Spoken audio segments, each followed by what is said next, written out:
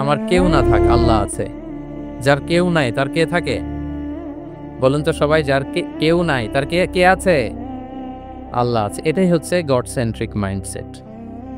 আসুন আমরা সিরাতের ভেতরে ঢুকে যাই। যেহেতু আমরা বলেছি থ্রু দ্য লেন্স অফ সিরাতের পরতে পরতে, সুন্নাহর পরতে পরতে আমরা দেখব যে তিনি গড সেন্ট্রিক মাইন্ডসেটের অধিকারী ছিলেন কিনা। আল্লাহর হাবিব সাল্লাল্লাহু আলাইহি ওয়াসাল্লাম একবার একটা যুদ্ধ থেকে ফেরার পথে মরুভূমির মাঝখানে সেনাবাহিনীকে থামিয়ে বিশ্রামের ঘোষণা দিলেন যে তোমরা একটু বিশ্রাম নাও। তো উনি একটা গাছের নিচে বিশ্রামের জন্য গেলেন এবং সেখানে গাছের ডালে ওনার তলোয়ারটা ঝুলিয়ে রাখলেন, ঝুলিয়ে বিশ্রাম নিতে লাগলেন, ঘুমিয়ে পড়লেন। হঠাৎ এক বেদুইন এসে রাসূল সাল্লাল্লাহু আলাইহি ওয়াসাল্লামের এই কোষবদ্ধ তলোয়ারটা কোষমুক্ত করে এরকম হাতে নিল। রাসূল সাল্লাল্লাহু আলাইহি ওয়াসাল্লাম ঘুম থেকে জেগে উঠলেন। এবার বেদুইন বলতে আরম্ভ করলো, মাইয়ামনাউকা মিন্নি, এই মুহাম্মদ তোমাকে এবার কে বাঁচাবে বলো, এই তো আমার হাতে তলোয়ার, কে বাঁচাবে? সাথে সাথেই আল্লাহর হাবিব সাল্লাল্লাহু আলাইহি ওয়াসাল্লাম উনি উত্তরে বললেন আল্লাহ। উত্তরে কি বললেন? কোনো চিন্তা ভাবনা নাই যে ওরে আঘাত করা যায় কিনা পাল্টা, বা কোনোভাবে ওর কনফিডেন্স ডাউন করা যায় কিনা, এদিক সেদিক কারো সাপোর্ট চাওয়া যায় কিনা, কোনো দিকে না তাকিয়ে কি বললেন? আওয়াজ করে বলুন সবাই, কি বললেন? আল্লাহ।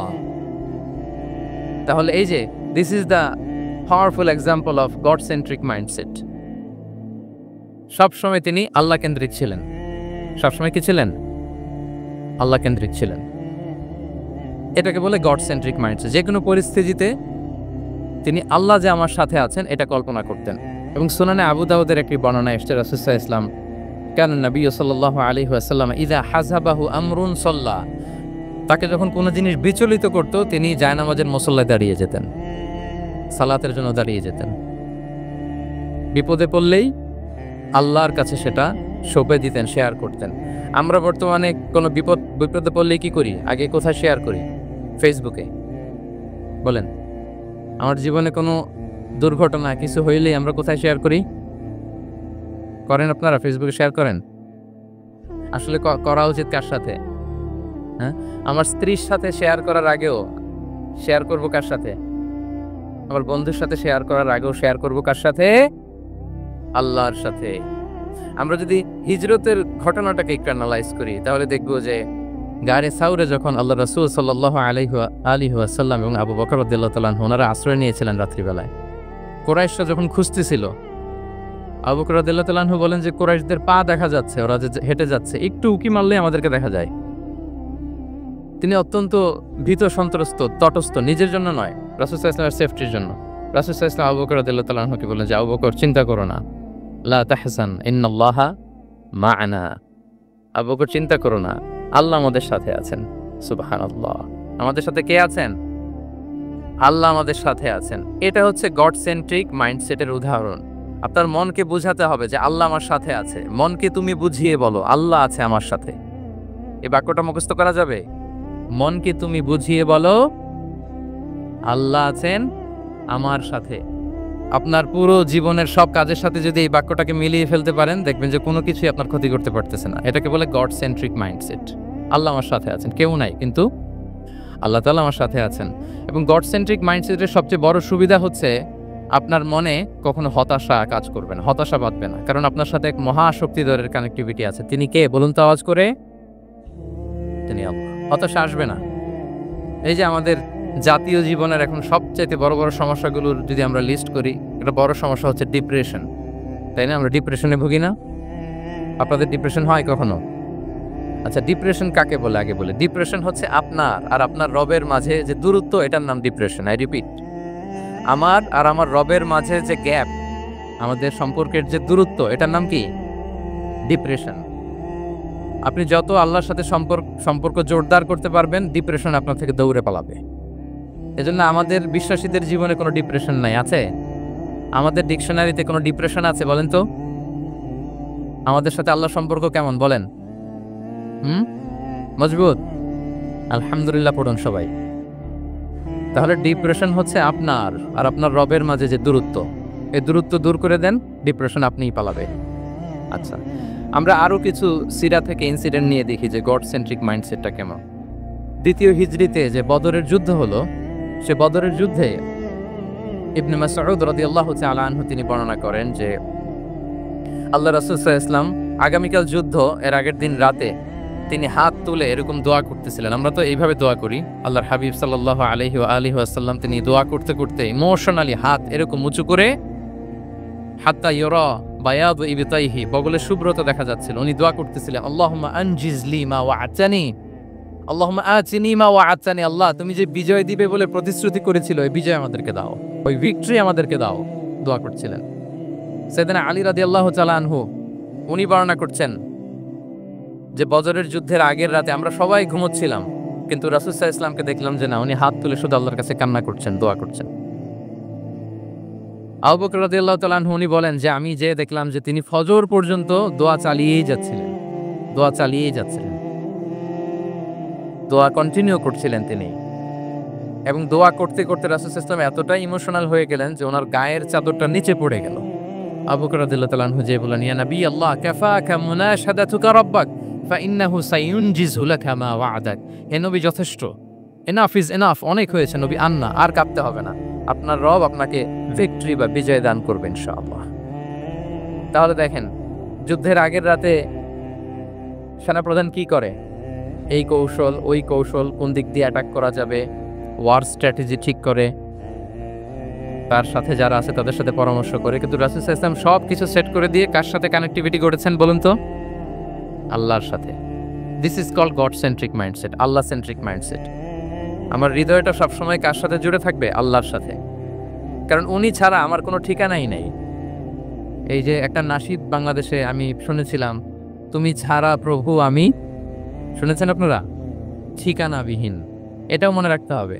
মনকে তুমি বুঝিয়ে বলো আল্লাহ আছে আমার সাথে, এটাও যেমনি আমরা মনে রাখবো, এই বাক্যটা মনে রাখতে হবে যে প্রভু তুমি ছাড়া আমি, হ্যাঁ বলতে চান না কেন, তুমি ছাড়া আমি ঠিকানাবিহীন, উনি ছাড়া আমার কোনো ঠিকানাই নাই।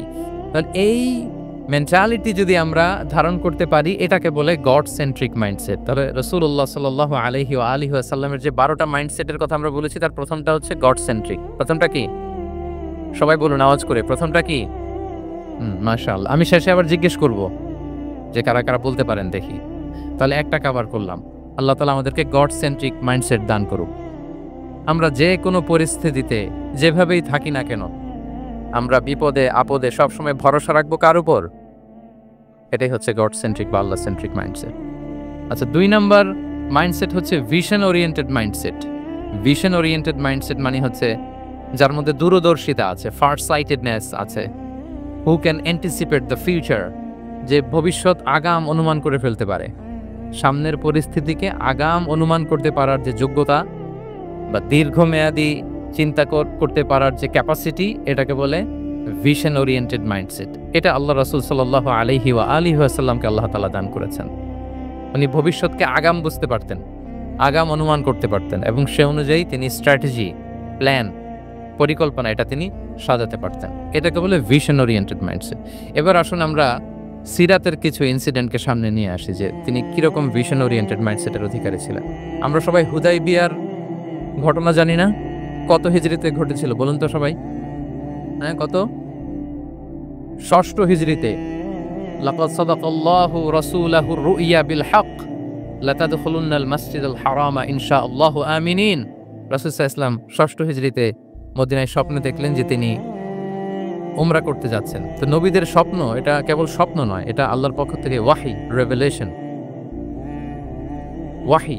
তো সেই হিসেবে তিনি 1400 সাহাবা নিয়ে উমরা করতে চলে গেলেন মক্কায়, কিন্তু মক্কাবাসী ঢুকতে দিল না, থামিয়ে দেয়া হলো। তো তখন একটা চুক্তি হয়েছিল, ভাইজান mobile should be in pocket. এই যে আপনি বলেছিলাম যে অডিয়েন্সে আমরা কেউ ভিডিও ধারণ করব না ইনশাআল্লাহ, তারা কথা দিয়েছিলেন আমরা 1 to 1 brain to brain connection করব, ভিডিও করবেন না প্লিজ।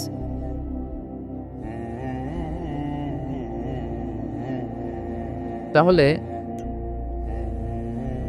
উমরা করতে গেলেন 1400 সাহাবী। 1400 সাহাবী যখন উমরা করতে গেলেন, উমরা করতে দেয়া হলো না। তখন একটা চুক্তি করা হলো। ওই চুক্তিতে বলা হলো, রাসূল সাল্লাল্লাহু আলাইহি ওয়াসাল্লাম লিখতে বললেন যে লিখো মিন মুহাম্মদ রাসূলুল্লাহ, আল্লাহর রাসূল মুহাম্মদের পক্ষ থেকে কুরাইশদের সাথে এই চুক্তি। কুরাইশরা আপত্তি করলো যে না, শুধু মুহাম্মদ লেখা যাবে, রাসূলুল্লাহ লেখা যাবে না, কারণ তুমি যে রাসূলুল্লাহ, আল্লাহর রাসূল, এটা যদি আমরা মেনে নেই তাহলে তোমার সাথে আর আমাদের দ্বন্দ্ব কিসের, আমরা তো ভাই ভাই হয়ে গেলাম। রাসূলুল্লাহ কাটো। সাহাবারা কেউ রাজি হয় না, বিশেষ করে ওমরে ফারুক রাদিয়াল্লাহু তাআলা উনি রাজি হয় না, না না এটা কাটা যাবে না। রাসূল সাল্লাল্লাহু আলাইহি ওয়াসাল্লাম অনেক বলে কয়ে বুঝালেন যে না, দীর্ঘমেয়াদী চিন্তা করতে গেলে আমাদের এখন একটা শান্তি চুক্তির দরকার আছে, যাতে করে আমরা আমাদের গ্লোবাল নেভিগেশন সিস্টেম, দাওয়া সিস্টেমকে আরো স্ট্রং করতে পারি। অনেক বলে কয়ে রাসূলুল্লাহ কাটা হলো। এরপর তারা বলে চুক্তিতে লিখো যে এই বছর উমরা করতে দেয়া হবে না, এই বছর ফিরে যাবেন আপনারা সবাই। এটাও সাহাবারা রাজি হয় না, আল্লাহ রাসূল সাল্লাল্লাহু আলাইহি ওয়াসাল্লাম রাজি হলেন। আবার আরেকটা ক্লোজে লেখা হলো যে আগামী বছর আসলেও 3 দিনের বেশি থাকা যাবে না, সেটাও রাজি হয়ে গেল রাসূল সাল্লাল্লাহু আলাইহি ওয়াসাল্লাম। সাহাবারা রাজি হচ্ছেন না। এরপর মক্কা থেকে কোনো লোক মদিনায় গেলে মদিনাবাসী তাকে রাখতে পারবে না, ফেরত দিতে হবে। কিন্তু মদিনা থেকে কোনো লোক মক্কায় আসলে মক্কাবাসী তাকে ফেরত দিতে বাধ্য থাকবে না। দেখেন, একটার পর একটা মুসলমানদের বিরুদ্ধে সব ক্লোজ যাচ্ছে। কোন সাহাবীরাই রাজি হচ্ছেন না, কিন্তু আল্লাহ রাসূল সাল্লাল্লাহু আলাইহি ওয়া আলিহি ওয়াসাল্লাম তিনি বললেন যে না, লিখো লিখো। ওমর ফারুক রাদিয়াল্লাহু তাআলা আনহু এতটাই রাগান্বিত হলেন, তিনি প্রশ্ন করলেন, ইয়া রাসূলুল্লাহ, আলাইসা আনতা নাবিয়্যুন হক? আপনি এই যে কম্প্রোমাইজের পর কম্প্রোমাইজ করে যাচ্ছেন, আপনি কি সত্য নবী নন, সত্য রাসূল নন? আলাসনা আলা দীনিন হক, আমরা কি সত্যের উপর প্রতিষ্ঠিত নই? আলাইসাল কুরআনু কিতাবুন হক, তো সব যদি সত্য হয় আপনি কেন এগুলো মানছেন? রাসূল সাল্লাল্লাহু আলাইহি ওয়াসাল্লাম বললেন যে ওমর, তুমি বাদশাহ না, মেনে নাও। মেনে নিলেন, এবং এই মেনে নেওয়াটাকেই আল্লাহ ভিক্টরি বলে ঘোষণা দিলেন, বিজয় বলে। আল্লাহু আকবার। ইন্না ফাতাহনা লাকা ফাতহাম মুবিনা। এবং হুদাইবিয়ার এই সন্ধি থেকেই বেসিকলি মক্কা বিজয় ওইদিকে ত্বরান্বিত হয়েছে গতি প্রবাহটা। কারণ রাসূল সাল্লাল্লাহু আলাইহি ওয়াসাল্লাম অনেক দূর দেখেছেন, সাহাবারাই সামনের কিছু বিষয়ে তারা খেয়াল করছেন, কিন্তু রাসূলুল্লাহ সাল্লাল্লাহু আলাইহি ওয়া আলিহি ওয়াসাল্লাম তিনি অনেক দূর দেখতে পাচ্ছেন। আচ্ছা বলেন, 3 তলার উপর থেকে একজন একটা ভিউ দেখতে পায়, আর 30 তলা উপর থেকে আরেকজন একটা কন্ডোমিনিয়ামের উপর থেকে একটা পানোরামিক ভিউ দেখতে পায়, দুইজনের ভিউ দেখা কি একরকম হয়? বলেন, একরকম হবে? কখনোই হবে না। তাহলে 30 তলার উপর থেকে যিনি দেখবে তিনি একটা পানোরামিক ভিউ দেখবে, দ্য টোটাল সিনারিও তার কাছে ক্রিস্টাল ক্লিয়ার হবে, যেটা সাহাবা রিদওয়ানুল্লাহি তাআলা আলাইহিম আজমাইন ওদের কাছে ক্লিয়ার ছিল না। এবং ঠিকই এই যে এটা তো বেশি দিন স্থায়ীও হয়নি, 6ষ্ঠ হিজরি থেকে 8ম হিজরি, মাত্র 3 বছরের ব্যবধানে রাসূল সাল্লাল্লাহু আলাইহি ওয়াসাল্লাম যত রিজিওনাল সুপার পাওয়ার ছিল, ওয়ার্ল্ড সুপার পাওয়ার ছিল, পার্সিয়ান এম্পায়ার, তারপর Roman empire, Byzantine empire, Egyptian empire, সব এম্পায়ারদের কাছে চিঠি পাঠিয়েছেন, সালামুন আলা মান ইত্তাবা আল হুদা আসলিম তাসলাম। এবং ইসলামের এক্সপান্ড হয়েছে, ওনার গ্লোবাল নেভিগেশন সিস্টেম উনি চালু করেছেন। এর কারণ কি? উনি ছিলেন ভিশন ওরিয়েন্টেড মাইন্ডসেটের অধিকারী, দূরদর্শী, অনেক দূর দেখতে পেতেন, অনেক দূর তিনি দেখতে পেতেন, দীর্ঘমেয়াদী তিনি পরিকল্পনা করতে পারতেন। এটা হচ্ছে ভিশন ওরিয়েন্টেড মাইন্ডসেট যারা হয় তাদের ক্যারেক্টারিস্টিক্স বা ফিচার। আরো একটা উদাহরণ দেই, আপনারা কি বলতে পারেন যে আবিসিনিয়াতে নবুয়তি কত সালে সাহাবারা হিজরতে গিয়েছিল? বলতে পারবেন কেউ? হ্যাঁ, নবুয়তি কত সালে? 5ম সালে। হ্যাঁ, নবুয়তি 5ম বছর ওনারা আবিসিনিয়াতে, বর্তমানে যেটা ইথিওপিয়া বা ইরিত্রিয়া, সেখানে সাহাবারা হিজরতে গিয়েছিলেন। এবং আবিসিনিয়াতে এই যে হিজরতে গেল, তারা সবাই মিলে ফিরে এসেছিল মদিনায় কবে? এটা কি কেউ জানেন?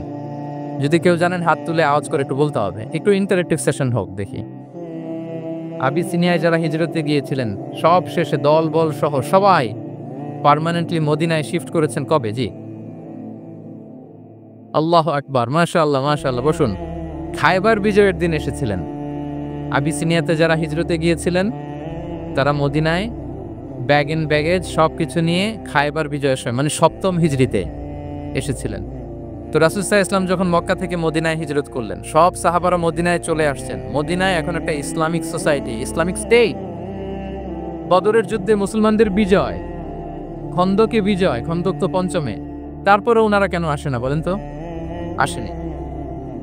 7ম হিজরিতে এসেছেন, জাফর রাদিয়াল্লাহু তাআলা আনহুর নেতৃত্বে, সাইয়েদনা আলী রাদিয়াল্লাহু তাআলা আনহুর আপন ভাই, বড় ভাই, ওনার নেতৃত্বে যখন 7ম হিজরিতে প্রায় ওখানে যাওয়ার 15 বছর পর যখন তারা সবাই ফিরলেন, রাসূল সাল্লাল্লাহু আলাইহি ওয়াসাল্লাম এত খুশি হলেন, তিনি বললেন, মা আদরি বিআইয়িহিমা আনা আফরাহ বিফাতহি খাইবার আও বিকুদুমি জাফর। আমি কোনটাতে বেশি খুশি আজকে আমি জানি না, খাইবার বিজয়ে বেশি খুশি না আমার ভাই জাফরকে পেয়ে বেশি খুশি। আল্লাহু আকবার, এত খুশি হয়েছিলেন। তো এখন এমনি তো মনে প্রশ্ন জাগে যে রাসূল সাল্লাল্লাহু আলাইহি ওয়াসাল্লাম যখন মদিনায় চলে আসলেন, কোরআনের আয়াতগুলো নাজিল হয়, সালাত ফরজ হলো, জাকাত আসলো, সব হলো, একটার পর একটা হচ্ছে, ইসলামিক স্টেট। তো ওনারাই কেন আবিসিনিয়াতে পড়ে আছেন? প্রশ্ন জাগে না?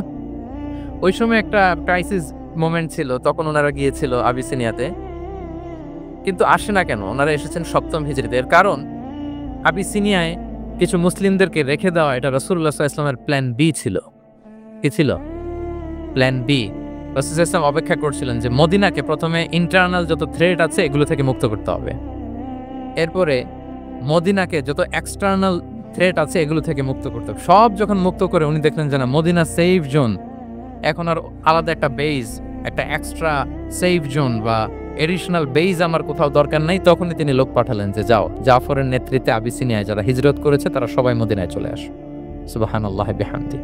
তাহলে একটা প্ল্যানে কাজ করতেন না। আমরা তো এরকম করি, একটাই প্ল্যান। প্ল্যান কটা? এটা যদি ওয়ার্ক না করে শেষ, আমু নাই, সালাও নাই। কিন্তু রাসূলুল্লাহ সাল্লাল্লাহু আলাইহি ওয়া আলিহি ওয়াসাল্লামের প্ল্যান এ ছিল, প্ল্যান বি ছিল, প্ল্যান সি ছিল। প্ল্যান এ ওয়ার্ক না করলে প্ল্যান বি তে যেতেন, বি ওয়ার্ক না করলে সি তে যেতেন, এইভাবে তিনি কাজ করতেন। তাহলে এটা হচ্ছে বেসিকলি ভিশন ওরিয়েন্টেড মাইন্ডসেটের অধিকারী যারা, তারা এটা করে, যারা ফিউচারকে অ্যান্টিসিপেট করতে পারে, আগাম অনুভব করতে পারে যে কি হতে পারে সামনে। এই যে বাংলাদেশের বিভিন্ন প্ল্যান পরিকল্পনা আমরা দেখা যায় যে এখান দিয়ে একটা ব্রিজ করে পরে ভাঙতে হয়, রাস্তা একটা তৈরির পরে ভাঙতে হয়, কোথায় এক টানেল হয়ে আছে প্রতি মাসে মাসে এখন লস হয়, তারপর 1 ঘন্টা বৃষ্টি হলে পুরো ঢাকা শহর এটা বন্যা হয়ে যায়। এগুলো হচ্ছে একাধিক প্ল্যান না থাকা, ভিশনারি অ্যাটিটিউডের অধিকারী না হওয়ার কারণে এই ঝামেলাগুলো আমাদের হচ্ছে। তো প্রফেটিক সিরার এই প্রফেটিক মাইন্ডসেট থেকে আমাদের নেয়ার বিষয় হচ্ছে এটা যে আমাদেরকে ভিশনারি অ্যাটিটিউডের হতে হবে। প্রফেসর ইসলাম ভিশন ওরিয়েন্টেড মেন্টালিটির ছিলেন। আগাম, আজ থেকে 50 বছর পরে বাংলাদেশে কি ক্রাইসিস হতে পারে, আজ থেকে ঠিক 100 বছর পরে বাংলাদেশে কি হতে পারে, ওই রোডম্যাপকে সামনে রেখে আমাদেরকে প্ল্যান করতে হবে। এটাকে বলে ভিশন ওরিয়েন্টেড মাইন্ডসেটের অধিকারী হওয়া। তাহলে 12টা মাইন্ডসেটের কয়টা আমরা কভার করলাম বলেন তো? প্রথমটা কি ছিল? গড সেন্ট্রিক বা আল্লাহ সেন্ট্রিক। দ্বিতীয়টা ভিশন ওরিয়েন্টেড মাইন্ডসেট। 3 নম্বর হচ্ছে উইজডম ড্রিভেন মাইন্ডসেট। উইজডম মানে হচ্ছে প্রজ্ঞা। প্রজ্ঞা কি? জ্ঞান আর কমন সেন্স দুইটা একসাথে হইলে ওটারে প্রজ্ঞা বলে। When the knowledge and common sense join together, it reflects as wisdom. আপনার জ্ঞান এবং আপনার কমন সেন্স একসাথে হইলে ওটা উইজডম হয়ে যায়। রাসূল সাল্লাল্লাহু আলাইহি ওয়াসাল্লাম ছিলেন প্রজ্ঞায় সমৃদ্ধ এক মননের অধিকারী। ওনার সব কিছুতেই প্রজ্ঞা ছিল, প্রজ্ঞা ছিল। উইজডম ইন গিভিং অ্যাডভাইস, উপদেশ দেওয়ার সময় ছিল প্রজ্ঞা। উইজডম ইন পলিসি মেকিং এর সময় সেখানে প্রজ্ঞা ছিল। Wisdom in action strategic plan, কোনো স্ট্র্যাটেজিক প্ল্যানের ক্ষেত্রে প্রজ্ঞা ছিল।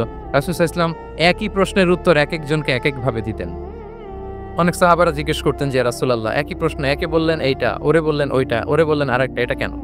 তো রাসূল সাল্লাল্লাহু আলাইহি ওয়াসাল্লাম বললেন যে আমি জানি ওর কিসে ঘাটতি, আমি জানি ওর কি প্রয়োজন, আমি জানি ওকে কোন নাসিহাটা দিলে কাজ করবে, ফলে এক একজনকে আমি এক একভাবে ক্লারিফাই করেছি। আল্লাহু আকবার। This is called wisdom. আচ্ছা, উইজডম, রাসূল সাল্লাল্লাহু আলাইহি ওয়াসাল্লাম যে উইজডম ড্রিভেন মাইন্ডসেটের অধিকারী ছিলেন, এটার কয়েকটা এক্সাম্পল আমরা সিরাত থেকে দেখি। মক্কায় বিজয় হয়েছে কত হিজরিতে? কত? অষ্টম হিজরিতে যখন মক্কা বিজয় হলো, তখন রাসূল সাল্লাল্লাহু আলাইহি ওয়াসাল্লাম আম্মাজান আয়েশার সাথে গল্প করছিলেন আর বলছিলেন, আয়েশা, লাউলা হাদাসাতু আহদি কওমিকা বিল কুফরি লানাকাতুল কাবাতা ওয়া লাজআলতুহা আলা আসাসি ইব্রাহিম। আয়েশা, তোমার এই মক্কাবাসী, তোমার এলাকার লোকজন যদি একটা কেওস সৃষ্টি না করতো, তাহলে কাবার যে আসল শেপ, আমি ওই আসল শেপে এটাকে ফেরত নিতাম, কিন্তু নিতে গেলে এখন একটা ঝামেলা বাঁধবে, এজন্য নিব না। ব্যাপারটা হচ্ছে আমরা এখন যে কাবাটাকে দেখি এটা হচ্ছে স্কয়ার আকৃতির। স্কয়ার মানে কি? বর্গাকৃতি, তাই তো? বর্তমান কাবা কোন আকৃতির বলেন তো? একটা বড় কিউবের সাইজ না? দূর থেকে দেখলে মনে হয় একটা বড় কিউবের সাইজ, কিউবের আকৃতি মানে স্কয়ার, চতুর্ভুজ। কিন্তু সাইয়েদনা ইব্রাহিম আলাইহিস সালাম যে কাবা নির্মাণ করেছিলেন এটা কিন্তু এরকম কিউব ছিল না, ওটা ছিল রেক্ট্যাঙ্গেল ছিল, মানে আয়তাকৃতির ছিল, এরকম লম্বা। এই যে টেবিলটা যেরকম, টেবিলের যে শেপ এরকম ছিল, এরকম লম্বা কাবা ঘর ছিল আয়তাকৃতির। কিন্তু এখন এটা কমে স্কয়ার আকৃতির হয়ে গেছে। এর কারণটা কি? কাবা একবার ওখানে অগ্নিকাণ্ড ঘটার কারণে ধ্বংস হয়েছিল, ফলে কাবাকে আবার রিনোভেশন করা লেগেছিল, পুনর্নির্মাণ। তো কুরাইশরা সিদ্ধান্ত নিয়েছিল কাবা পুনর্নির্মাণে আমরা কোনো হারাম টাকা ইউজ করব না। যার কাছে যত হালাল টাকা আছে নিয়ে আসা হলো, কিন্তু হালাল টাকা যতটুকু জমা হয়েছে এটা দিয়ে পুরো কাবা নির্মাণ হয় না, অর্ধেক হয়। ফলে কাবা যে আয়তাকৃতির ছিল সেটা না হয়ে গেছে কি বলেন, বর্গাকৃতির, মানে স্কয়ার। ওই স্কয়ার কাবাই আজ পর্যন্ত রয়ে গেছে। কিন্তু ওই যে আয়তক্ষেত্রের যে শেপের মধ্যে যতটুকু জায়গা বাকি ছিল ওইখানে দেখবেন একটা ক্রিসেন্টের মতো আছে, হেজরে ইসমাইল, হাতিমে কাবা বলে। ওইটার ভিতরে নামাজ পড়া আর কাবার ভিতরে নামাজ পড়া একই হুকুম। ওইটার ভিতরে নামাজ পড়া আর কাবার ভিতরে নামাজ পড়া কি একই হুকুম। ফলে ওই হাতিমের ভেতরে ফরজ সালাত আদায় হয় না, নফল সুন্নাত পড়া যায়।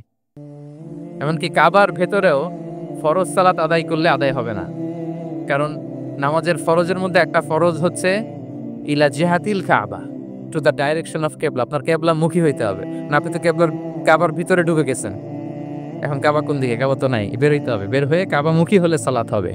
I think you got the point. তো তাহলে রাসূল সাল্লাল্লাহু আলাইহি ওয়াসাল্লামের উইজডম বা প্রজ্ঞাটা এখানে দেখেন। আম্মা জান আয়েশা রাদিয়াল্লাহু তাআলা আনহাকে উনি বললেন যে, আয়েশা, মক্কা তো বিজয় হলো, মক্কার কন্ট্রোল তো এখন আমার হাতে।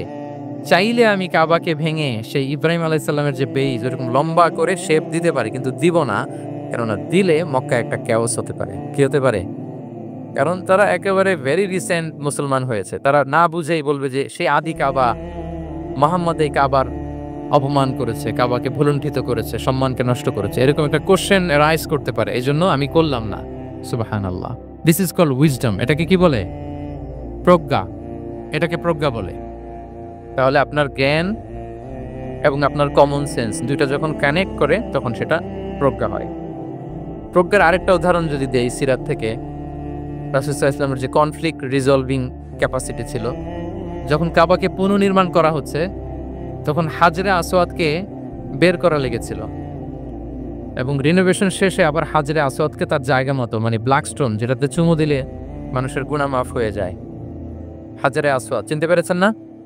চুমু দিতে পেরেছেন আপনারা?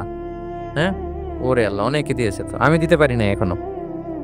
ওখানে যে ভিড় থাকে, ওই ধাক্কা ধাক্কি করে মনে হয় যে না, হজ বা উমরার যে মূল এসেন্স বা স্পিরিট ওইটা বোধহয় নষ্ট হয়ে যায়।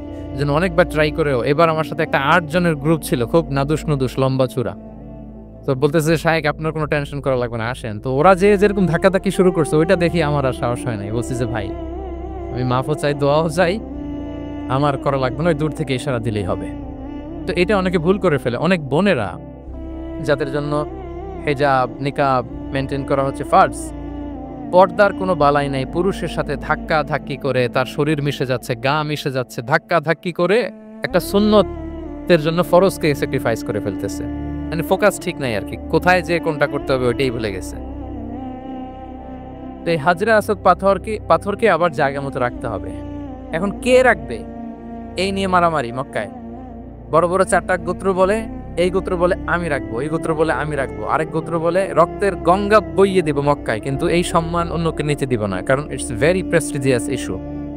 আমাদের গোত্র এই ব্ল্যাক স্টোন হাজরে আসওয়াদকে নিয়ে জায়গা মতো রেখেছে, এটা কাউকে দিব না। তো সবাই যখন মারমুখী, তখন আল্লাহ রাসূল সাল্লাল্লাহু আলাইহি ওয়া আলিহি ওয়াসাল্লাম তিনি সমাধান দিলেন যে মারামারির দরকার নাই, একটা চাদর নিয়ে আসো। নিয়ে আসা হলো। 4 গোত্রের 4 লিডারকে বললেন চাদরের 4 কোণা ধরো। 4 জন 4 কোণা ধরলো। রাসূল সাল্লাল্লাহু আলাইহি ওয়াসাল্লাম তিনি পাথরটা নিয়ে মাঝখানে রাখলেন। এবার 4 নেতাকে বললো, আসো, জাতীয় 4 নেতা চলে আসো, কাবার সামনে চলে আসলো। এরপরে আল্লাহ রাসূল সাল্লাল্লাহু আলাইহি ওয়াসাল্লাম ওনার মোবারক হাত দিয়ে, বরকতময় হাত দিয়ে হাজরা আসওয়াদকে নিয়ে নিজ হাতে রাখলেন। এবার সবাই হ্যাপি, কারণ অংশগ্রহণ করতে পারছে। আসলে সব মূল স্ট্যাটাস কিন্তু চলে গেছে রাসূলের দিকে, নাকি? ওরা তো এটা টাচও করতে পারে নাই, পারছে? ওরা চাদর ধরেই হ্যাপি, কিন্তু পাথরটা ধরেছিল কে? রাসূল সাল্লাল্লাহু আলাইহি ওয়াসাল্লাম। চাদরে রেখেছিল কে? রাসূল সাল্লাল্লাহু আলাইহি ওয়াসাল্লাম। চাদর থেকে নিয়ে আবার কাবা ঘরে সেট করেছিল কে? রাসূলুল্লাহ সাল্লাল্লাহু আলাইহি ওয়া আলিহি ওয়াসাল্লাম। এইভাবে উনি কনফ্লিক্ট রিজলভ করতেন থ্রু হিজ উইজডম, ওনার প্রজ্ঞার মধ্য দিয়ে। আমরা যদি তায়েফের ঘটনা দেখি, রক্তাক্ত হয়েছেন, পাহাড়রক্ষী ফেরেশতারা এসে বলেছে, রাসূলুল্লাহ জাস্ট অর্ডার করেন, আমরা কোলাপস করব এমন ভাবে the entire Taif city will be collapsed, একেবারে স্ম্যাশ করে দিব, পাউডার হয়ে যাবে। রাসূল সাল্লাল্লাহু আলাইহি ওয়াসাল্লাম বললেন, না, বাল আরজু আন ইউখরিজাল্লাহু মিন আসলাবিহিম মান ইয়াবুদুল্লাহা ওয়াহদাহ ওয়া লা ইউশরিকু বিহি শাইআ। তিনি বললেন, না, ওদেরকে ধ্বংস করে দিও না। ওদেরকে ধ্বংস করলে লা ইলাহা পড়বে কে? সুবহানাল্লাহ। কি উইজডম ড্রিভেন ছিলেন উনি। উনি বলেন যে আমি আশা করি, প্রত্যাশা রাখি, দোয়া করি যে ওরা আমাকে প্রত্যাখ্যান করেছে, কিন্তু ওদের যে নেক্সট জেনারেশন, ওরা সাক্ষী দিবে আশহাদু আল্লাহ ইলাহা ইল্লাল্লাহ ওয়া আশহাদু আন্না মুহাম্মাদার রাসূলুল্লাহ। এবং তাই হয়েছে। এখন তায়েফে যান, চারদিক থেকে আল্লাহু আকবার ধ্বনিতে মুখরিত তায়েফ। এবং এত চমৎকার শহর, এটা একটা ট্যুরিস্ট ডেস্টিনেশন হয়ে গেছে। সৌদি আরবিয়াতে যারা যায়, তায়েফ না গেলে লোকদের ভালো লাগে না। ঠান্ডা, সবুজ শ্যামল, রেইনফল হয়, ফলমূল পাওয়া যায়। আব্দুল্লাহ ইবনে আব্বাস রাদিয়াল্লাহু তাআলা আনহুর স্মৃতিধন্য মসজিদ আছে, অনেকগুলো ইউনিভার্সিটি আছে, ইসলামিক ইনস্টিটিউশন আছে। এই যে নয়নাভিরাম তায়েফ, এটা রাসূল সাল্লাল্লাহু আলাইহি ওয়াসাল্লামের উইজডমের ফসল, ঠিক কিনা বলেন? ওই দিন যদি রাগের চোটে বলতো যে হ্যাঁ দাও, স্ম্যাশ করে দাও, তাইলে এই যে যারা শাহাদা পড়েছে, মুসলিম হয়েছে, এটা কিন্তু হতো না। তাহলে এটা হচ্ছে রাসূল সাল্লাল্লাহু আলাইহি ওয়াসাল্লামের প্রজ্ঞার একটা উদাহরণ। আর একটা উদাহরণে যাই। রাসূল সাল্লাল্লাহু আলাইহি ওয়াসাল্লাম যখন আকাবার দ্বিতীয় শপথ করে ফেললেন ইয়াসরিববাসীর সাথে, তখনও মদিনা হয়নি। তো তখন মদিনাবাসী বলল যে রাসূলুল্লাহ, আপনি তো এখনো হিজরত করবেন না, তো আমাদেরকে কোরআন শিখাবে কে, সালাত শিখাবে কে? আপনি একজন দায়ী পাঠান, আমাদের সাথে একজন টিচার দেন। রাসূল সাল্লাল্লাহু আলাইহি ওয়াসাল্লাম তখনও মদিনাতে হিজরতে যাননি, আমাদের সাথে একজন দায়ী পাঠাবেন। তো রাসূল সাল্লাল্লাহু আলাইহি ওয়াসাল্লাম একজনকে দায়ী হিসেবে পাঠিয়েছিলেন। বলেন ওই দায়ীর নাম কি? কি নাম? মুসআব ইবনে উমাইর রাদিয়াল্লাহু তাআলা আনহু, যিনি উহুদের যুদ্ধে শহীদ হয়েছিলেন, ওনাকে পাঠিয়েছিলেন। দেখেন, উনি আবু বকর রাদিয়াল্লাহু তাআলা আনহুকে পাঠান নাই, পাঠিয়েছেন ওমর ফারুককে, ওসমান রাদিয়াল্লাহু তাআলা আনহু, আলী রাদিয়াল্লাহু তাআলা আনহু। কাউকে পাঠাইছেন? কারে পাঠালেন? মুসআবকে। এর কারণ হচ্ছে উনি দেখতে খুব স্মার্ট ছিলেন, খুব ড্যাশিং ফেসের অধিকারী ছিলেন, এলিট ফ্যামিলি, মক্কার এলিট ফ্যামিলির একজন যুবক ছিলেন। এবং উনি সবচেয়ে দামি দামি পারফিউম কালেক্ট করে ওইটা দিতেন। উনি মক্কার কোনো রাস্তা দিয়ে হেঁটে গেলে লোকজন বুঝতো এই রাস্তা দিয়ে কিছুক্ষণ আগে হেঁটে গিয়েছে মুসআব ইবনে উমাইর। সুবহানাল্লাহ। আমরা বাংলায় বলি না যে আগে দর্শনদারি পরে গুণবিচারী? এই কথাটার সাথে পরিচিত আপনারা? আগে দর্শনদারি পরে গুণবিচারী। আল্লাহ তাআলা এক একজনকে আমাদেরকে এক এক অবয়বে সৃষ্টি করেছেন। হুয়াল্লাযী ইউসাউবিরুকুম ফিল আরহামি কাইফা ইয়াশা। আল্লাহর একটা নাম হচ্ছে তিনি আল মুসাউবির, দ্য ডিজাইনার। মায়ের গর্ভে থাকতেই আমাদের কার চেহারা, কার কণ্ঠস্বর, কার স্কিন কালার, কে কিরকম হব, সব ফিক্স তিনি ঠিক করে দিয়েছেন। এটা আল্লাহর দেয়া। কিন্তু রাসূল সাল্লাল্লাহু আলাইহি ওয়াসাল্লামের উইজডমের ব্যাপার হচ্ছে তিনি আবু বকর রাদিয়াল্লাহু তাআলা আনহু, ওমর রাদিয়াল্লাহু তাআলা আনহু, ওসমান আলী, কাউকে চুজ না করে কাকে পাঠালেন? মুসআব ইবনে উমাইরকে। যে তাকে দেখলেই সবাই আগে পাগল হয়ে যায়, মানে ইমপ্রেস হয়ে যায়। হ্যাঁ, ফার্স্ট ইমপ্রেশনটা তার খুব ভালো, খুব ভালো। উনি মুসআব ইবনে উমাইরকে পাঠালেন এবং যেই প্ল্যান সেই কাজ। উনি যে পুরো মদিনা কাঁপায় ফেলছেন, মাশাআল্লাহ। মদিনার ঘরে ঘরে উনি ইসলামের বার্তা পৌঁছে দিয়েছেন। এবং স্বয়ং রাসূলুল্লাহ সাল্লাল্লাহু আলাইহি ওয়াসাল্লামের আগে তিনি মদিনাতে জুমার নামাজ পড়েছিলেন। কারণ জুমার বিধান আসছে, কিন্তু মক্কা এমন একটা ল্যান্ড যেখানে এখনো জুমা পড়া আবশ্যক হয় নাই, চারদিকে কুফর বেষ্টিত। তো রাসূল সাল্লাল্লাহু আলাইহি ওয়াসাল্লাম লোক পাঠিয়েছেন যে জুমার বিধান এসছে, মুসআব তুমি কিন্তু মদিনায় যারা আছে তাদেরকে নিয়ে জুমা পড়ে ফেলো। তো মুসআব রাদিয়াল্লাহু তাআলা আনহু স্বয়ং রাসূলুল্লাহ সাল্লাল্লাহু আলাইহি ওয়াসাল্লামের আগে রাসূল সাল্লাল্লাহু আলাইহি ওয়াসাল্লামের পারমিশন নিয়ে মদিনাতে জুমা কায়েম করে ফেলছে। সুবহানাল্লাহ। এত আস্তে বললে হবে? সুবহানাল্লাহি ওয়া বিহামদিহি। দেখেন, উইজডম ড্রিভেন পার্সোনালিটির অধিকারী ছিলেন, প্রজ্ঞার অধিকারী ছিলেন। অন্য কাউকে পাঠাননি। কাকে পাঠিয়েছেন? মুসআব ইবনে উমাইর। তাহলে উনি যেই কাজটাই করতেন, যেটা বলতেন, যেটাতে এঙ্গেজ হতেন, এর নেপথ্যে প্রজ্ঞা ছিল। কি ছিল ভাই? উইজডম ছিল। আল্লাহ যেন সেই উইজডম আমাদেরকে দান করেন, আল্লাহ যেন সেই প্রজ্ঞা দিয়ে আমাদেরকে সমৃদ্ধ করেন। আমরা সবাই পড়ি আমিন। তাহলে কয়টা গেল? 3টা। 4 নাম্বার হচ্ছে রিফর্ম সেন্ট্রিক মাইন্ডসেট। মানে রাসূল সাল্লাল্লাহু আলাইহি ওয়াসাল্লাম সংস্কারবাদী ছিলেন আর কি। ভুলভাল দেখলে রিফর্ম করতেন, ইসলাহ করতেন, সংস্কার। এখন তো এই যে অনেকগুলো সংস্কার কমিটি হলো দেখলাম বাংলাদেশে, খুব সুন্দর বিভিন্ন বিষয়ে সংস্কার হচ্ছে।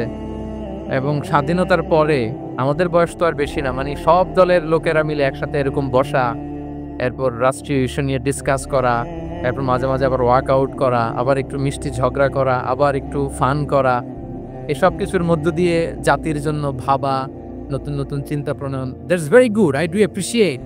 এটা দরকার, এমন বাংলাদেশই তো আমরা চেয়েছিলাম, ঠিক কিনা বলেন? এই যে রিফর্ম হচ্ছে এটা অ্যাপ্রিসিয়েবল। রাসূল সাল্লাল্লাহু আলাইহি ওয়াসাল্লামের কিন্তু এই রিফর্ম সেন্ট্রিক মাইন্ডসেট ছিল। অন্যায় দেখলে, ভুলভাল দেখলে, অসঙ্গতি দেখলে, ইনকনসিস্টেন্সি দেখলে শুধরে দিতেন। শুদ্ধাচার অভিযান চালিয়েছেন মক্কাতেও মদিনাতেও, রিফর্ম করতেন। সব খারাপকে তিনি ভালো দিয়ে পরিবর্তন করে দিতেন।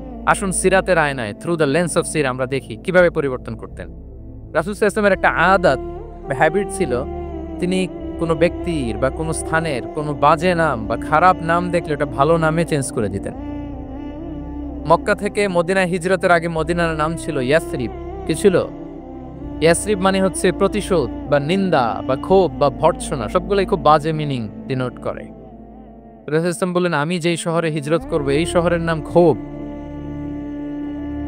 এই শহরের নাম হিংসা, এটা হইতে পারে? বলেন। রাহমাতাল লিল আলামিন, mercy and peace for the entire universe করে যাকে আল্লাহ পাঠিয়েছেন, উনি যেই শহরে থাকবেন ওই শহরের নাম প্রতিশোধের শহর, এটা হবে? উনি শহরের নাম চেঞ্জ করে দিলেন। উনি শহরের নাম দিলেন মদিনাতুন নবী। কি দিলেন? মদিনাতুন নবী অথবা তওবা তয়্যিবা, চেঞ্জ করে দিলেন, পরিবর্তন করে দিলেন।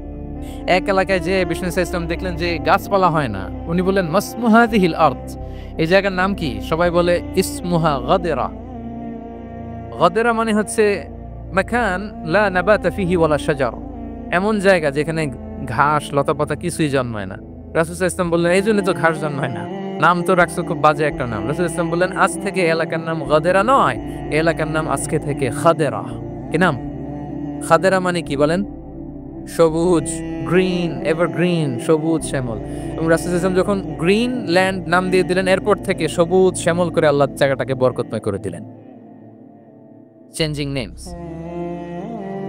এক সুন্দরী নারীকে বললেন মাসমুকি, কি নাম? বলে আসিয়া। আসিয়া মানে অবাধ্য। রাসূল সাল্লাল্লাহু আলাইহি ওয়াসাল্লাম বললেন, তুমি এত সুন্দরী, you are a beautiful lady, আর কি বাজে একটা নাম রেখেছো আসিয়া। তুমি আসিয়া কেন হবে? আজকে থেকে তোমার নাম জামিলা, মানে তুমি সুন্দরী, রূপবতী। সুবহানাল্লাহ, সুন্দর একটা নাম দিয়ে দিলেন। এক সাহাবীর নাম ছিল হাজান। হাজান মানে রাফ এন্ড টাফ, রুক্ষ। রাসূল সাল্লাল্লাহু আলাইহি ওয়াসাল্লাম বললেন, না, হাজান না, তোমার নাম আজকে থেকে সাহাল। কি নাম? সাহাল। সাহাল মানে সহজ। উনি বলেন, যেদিন থেকে সাহাল রাখছি এর আগ পর্যন্ত নাকি ওনার অসুস্থতা, রোগ বালাই একটার পর একটা লেগেই থাকতো। যেদিন থেকে সাহাল, ওই দিন থেকে উনি বলেন যে আল্লাহ তাআলা নবীর এই নাম চেঞ্জ করে দেওয়ার বারাকায় আমার পুরো জীবনের সব কাজকে আল্লাহ তাআলা সহজ করে দিয়েছে। তাহলে রিফর্ম সেন্ট্রিক মাইন্ডসেট, আমরাও খারাপ কিছু দেখলে ভালো দিয়ে পরিবর্তন করব। কি বলেন? ইনশাআল্লাহ বলেন সবাই। আচ্ছা, এটা তো নাম চেঞ্জ করে দেয়া। এবার সোশ্যাল রিফর্ম তিনি কি কি করেছেন আমরা একটু দেখি। তিনি যখন যুবক, মক্কায় এক ইয়ামানি লোক ব্যবসা করতে এসে তার প্রোডাক্ট বিক্রি করার পরে, আস ইবনে ওয়াইল নামে এক লোকের কাছে বিক্রি করার পরে যখন দাম চাইতে গেল, আস বলে, আরে বেটা, আমরা মক্কার সন্তান, আমরা দাম দিব না। তো সে ভাবলো হয়তো আমার সাথে ঠাট্টা করেছে, হজের মৌসুম যাক, বেচাকেনা শেষ করে যাওয়ার পথে দামটা নিয়ে যাব। সে ফেরার দিন আবার গেল যে আমার তো জিনিসের দামটা আপনি দিলেন না। সে বলে, আমরা এই ভূখণ্ডের মালিক, আমরা দাম দেই না। এটা তো বড় জুলুম। সে কান্নাকাটি শুরু করলো। তার এই কান্নাকাটি দেখে আল্লাহ রাসূল সাল্লাল্লাহু আলাইহি ওয়াসাল্লাম, ওনার চাচা জুবাইর ইবনে আব্দুল মুত্তালিব সহ ইয়াং স্টার যারা আছে, দ্য ইয়ুথ অব মক্কা, তাদের সবাইকে নিয়ে একটা সোসাইটি করলেন। এই যে আমরা হালাফুল ফদুলের নাম শুনি না, যেটা বাংলায় আমরা কি বলি? হিলফুল ফুজুল। এই নামে তো অনেক সংগঠন আছে বাংলাদেশে। কি বলেন? যুবকরা কোনো সংগঠন করলে কমনলি এই নামটা পছন্দ করে, হিলফুল ফুজুল। আসলে এটার মূল নাম ছিল হালাফুল মুত্তাইয়িবিন। তিব মানে হচ্ছে রং।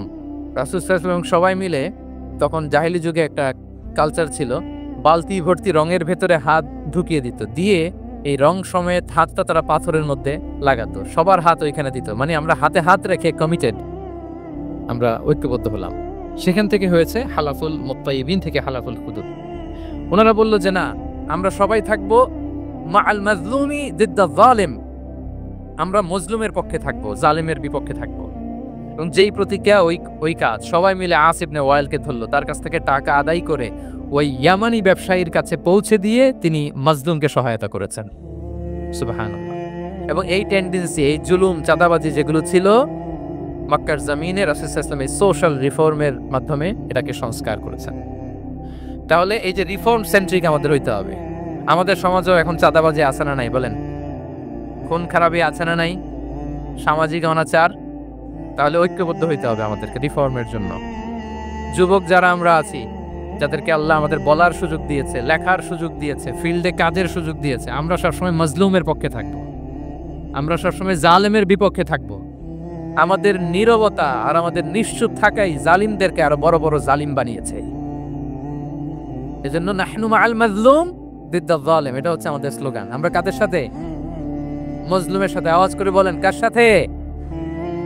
ইত্তাকু দাওয়াতাল মাজলুম।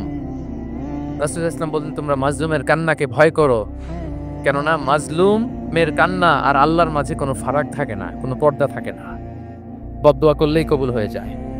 তাহলে এভাবে রাসূলুল্লাহ সাল্লাল্লাহু আলাইহি ওয়া আলিহি ওয়াসাল্লাম তিনি সোশ্যাল রিফর্ম করেছেন।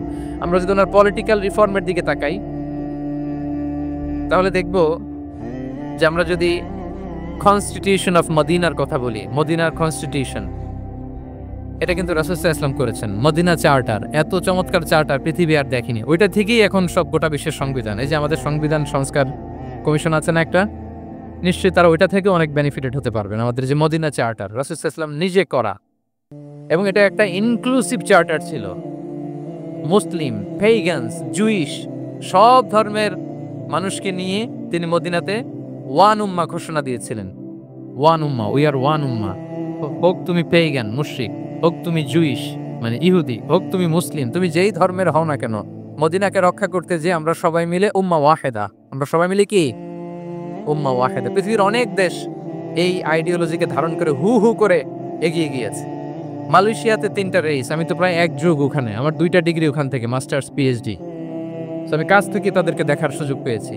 ওখানে মালয়েরা আছে, তামিলরা আছে, চাইনিজরা আছে, 3 জাতি মিলে ওদের স্লোগান হচ্ছে তাতু মালয়েশিয়া। মালয় ভাষায় সাতু মানে হচ্ছে ওয়ান, মালয় ভাষায় সাতু মানে কি ওয়ান। সাতু মালয়েশিয়া মানে আমরা হতে পারি চাইনিজ, হতে পারি তামিল, কিংবা হতে পারি মালয় ভূমিপুত্রা, কিন্তু সবাই মিলে দেশের স্বার্থে আমরা সবাই কি এক। এটাই লাগবে আমাদের নতুন বাংলাদেশে। জুলাই আপরাইজিং এর পরে আমাদের এই ঐক্যবদ্ধ থাকার বাংলাদেশ আমরা চাই কি চাই না বলেন? সাম্রাজ্যবাদকে রুখে দিতে, যে কোনো ষড়যন্ত্রকে রুখে দিতে ঐক্যবদ্ধ থাকার কোনো বিকল্প নাই, ঠিক কিনা বলেন? ঐক্যবদ্ধ থাকতে হবে আমাদেরকে, যেটা রাসূলুল্লাহ সাল্লাল্লাহু আলাইহি ওয়া আলিহি ওয়াসাল্লাম মদিনা চার্টারে আমাদেরকে শিখিয়েছেন যে আমরা ওয়ান উম্মাহ। তাহলে খারাপ নাম দেখলে চেঞ্জ করতেন, সমাজে খারাপ কিছু দেখলে সংঘবদ্ধ হয়ে তার বিরুদ্ধে দাঁড়াতেন। পলিটিক্যাল রিফর্ম করেছেন ওয়ান উম্মাহ গঠনের মধ্য দিয়ে। ফিনান্সিয়াল রিফর্ম যদি বলি, শুধু financial reforms by prophet Muhammad peace be upon him, এটা নিয়ে লম্বা কথা বলা যেতে পারে। শুধু একটা উদাহরণ দিয়ে শেষ করি। বিদায় হজের ভাষণে উনি সুদকে চিরতরে কবরস্থ করেছেন, সুদকে চিরতরে কবরস্থ করেছেন, এবং এটা অন্যের জন্য না, নিজের ঘর দিয়ে শুরু করেছেন।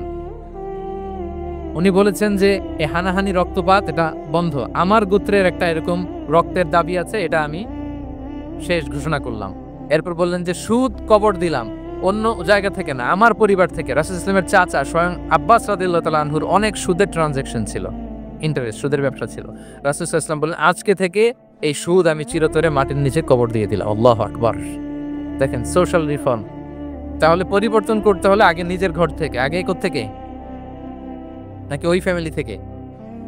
হ্যাঁ, আমাদের মধ্যে যেটা হয়, আমরা ওয়াজ নসিহত বা ভালো কথা শুনলেই এটাকে ধরে নিই যে এটা ওর জন্য, ওর জন্য, মানে প্রত্যেকটা ওয়াজই যে আমার জন্য হইতে পারে, প্রত্যেকটা নসিহাতের যে প্রাইম অডিয়েন্স আমি হইতে পারি, এইটা আমাদের মাথায় কেন যেন আসে না। আমরা কোনো ভালো নসিহত শুনলে আমরা ভাবি এটা আসলে সমাজে দরকার, ওর দরকার, আমার ভাইয়ের দরকার, কিন্তু এটা যে আমার দরকার, প্রতিটা নসিহাতের প্রথম অডিয়েন্স হওয়া দরকার কে? আমি নিজে। তাহলে পরিবর্তন শুরু করতে হবে নিজ থেকে। ওর এই সমস্যা, ওর এই সমস্যা, ওর এটা, আরে মেয়ে তোমার কি সমস্যা এটা বলো। শুধু ওর ওর না দেখে নিজেরটাও দেখতে হবে। দেখেন অন্যের দিকে 1 আঙ্গুল দেখালে নিজের দিকে কয় আঙ্গুল যায় বলেন তো? এই যে নিজের দিকে কিন্তু 3টা। আমি যদি এরকম করি আমার দিকে আসে 3টা।